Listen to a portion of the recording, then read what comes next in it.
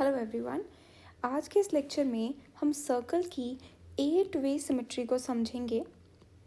सबसे पहले ये हमारे पास एक डायग्राम है, एक्सिस एक्स और एक्सिस वाई, और हम मान के चल रहे हैं कि जो सर्कल है उसका ओरिजिन जो है वो 0 0 है, यानी कि उसका सेंटर जो है वो ओरिजिन है। अब हमने एक पॉइंट ले लिया उसके फर्स्ट क्वाड्रेंट में, that is x comma y. अब पहले मैं इसकी जनरेट करूँगी 4 वे सिमेट्री। वो कैसे जनरेट होगी? ये हमारे पास 4 क्वाड्रेंट्स हैं। जब ये point x y second quadrant में शिफ्ट होगा तो यहाँ पे हमारा एक्स नेगेटिव होता है, तो ये पॉइंट बन जाएगा माइनस एक्स कॉमा वाई। और जब यही पॉइंट थर्ड क्वाड्रेंट में आएगा, थर्ड क्वाड्रेंट में दोनों नेगेटिव होते हैं, तो ये बन जाएगा minus x comma minus y. और फोर्थ क्वाड्रेंट के अकॉर्डिंगली ये बन जाएगा एक्स कॉमा माइनस वाई, क्योंकि यहाँ पे सिर्फ वाई नेगेटिव होता है। लेकिन ये हमारी हुई 4 वे सिमेट्री। 8 वे सिमेट्री कैसे जनरेट करेंगे, अब वो देखते हैं। 8 वे सिमेट्री जनरेट करने के लिए हमें एक क्वाड्रेंट को डिवाइड करना पड़ेगा 45 डिग्री के एंगल पर। क्यों? क्योंकि ये पूरा क्वाड्रेंट 90 डिग्री को शो करता है, तो 90 डिग्री का हाफ क्या होगा? 45 डिग्रीज, इसीलिए इसे हाफ में डिवाइड कर रहे हैं। और 4 वे सिमेट्री भी हम फॉलो कर सकते हैं सर्कल के पॉइंट्स प्लॉट करने में, लेकिन हम 8 वे सिमेट्री इसीलिए प्रेफर करते हैं क्योंकि 4 वे सिमेट्री में प्लॉटिंग यहाँ से शुरू होगी और इतने सारे पॉइंट्स प्लॉट होने के बाद एक क्वाड्रेंट जनरेट होगा, और ऐसे ही बाकी जनरेट होंगे। यानी कि एक क्वाड्रेंट को जनरेट करने के लिए हमें बहुत सारे मल्टीपल पॉइंट्स जनरेट करने पड़ेंगे। लेकिन अगर हम 8 वे सिमेट्री को फॉलो करते हैं तो इसके अकॉर्डिंग हर एक क्वाड्रेंट हमारा इक्वल हाफ में डिवाइड हो जाता है। हर एक क्वाड्रेंट के इक्वल हाफ में डिवाइड होने के कारण हमारे पास यहाँ पे ऑक्टेंट्स जनरेट होते हैं, और हर एक ऑक्टेंट 45 डिग्री का होता है।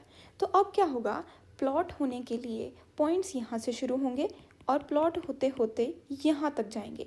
यानी कि एक ऑक्टेंट जब प्रोड्यूस हो गया तो इसी एक ऑक्टेंट से बाकी के अपने आप जनरेट हो सकते हैं। यानी कि 4 वे सिमेट्री के अकॉर्डिंगली कंपैरेटिवली जो 8 वे सिमेट्री है उसमें कैलकुलेशंस कम लगती हैं, क्योंकि 4 वे सिमेट्री के लिए हमें पूरा ये क्वाड्रेंट जनरेट करना पड़ रहा था, बट 8 वे सिमेट्री में हमें सिर्फ इतना ही ऑक्टेंट जनरेट करना पड़ा है और बाकी का अपने आप जनरेट हो जाएगा।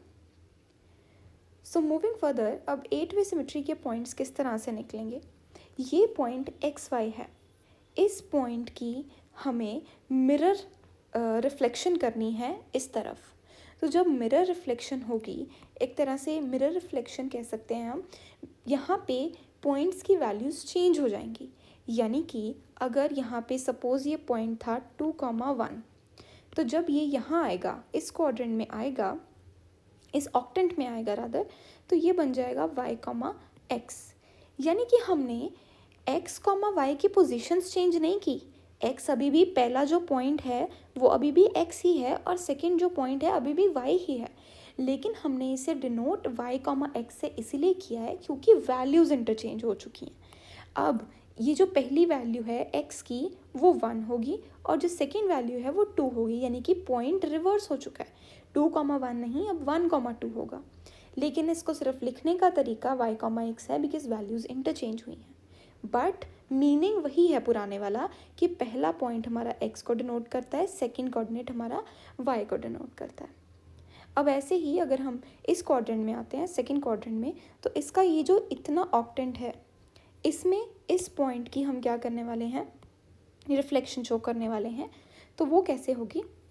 ये पॉइंट बन जाएगा -y, x, यानी कि अगर ये पॉइंट था -2,1, तो यहाँ पे इस ऑक्टेंट में आने के बाद ये हो जाएगा -1,2, यानी कि अगेन क्लियरिंग द कंसेप्ट कि हम वैल्यूज़ को सिर्फ इंटरचेंज कर रहे हैं, नंबर्स को इंटरचेंज कर रहे हैं, पोजीशंस को इंटरचेंज नहीं कर रहे।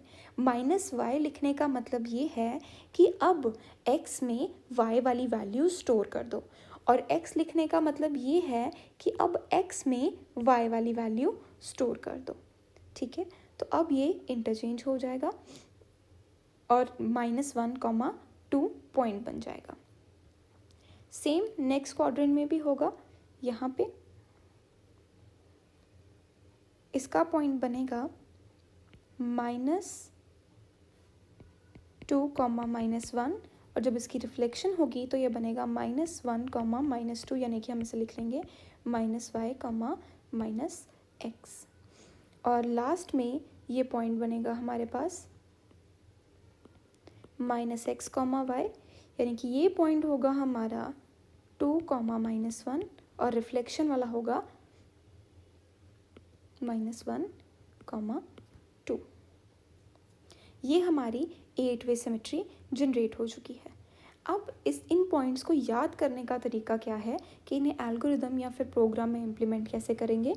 सबसे पहले हम लिखेंगे x, y पॉइंट, एक को नेगेटिव कर देंगे, दूसरे को पॉजिटिव रहने देंगे, फिर एक को पॉजिटिव रहने देंगे, दूसरे को नेगेटिव कर देंगे, फिर दोनों को नेगेटिव कर देंगे। सिमिलरली क्या करेंगे, अब पोजीशन चेंज करेंगे। जैसा कि हमने सीखा पोजीशन चेंज करनी होती है 8 वे सिमेट्री बनाने के लिए, y, x कर देंगे। अगेन ये सिर्फ पोजीशन चेंज हुई है नंबर्स की, कोऑर्डिनेट पहला वाला x ही है, दूसरा वाला y ही है।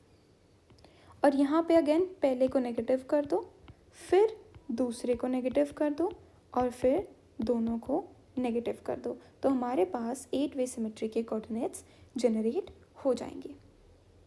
सो ये थी हमारी explanation video on 8 way circle symmetry.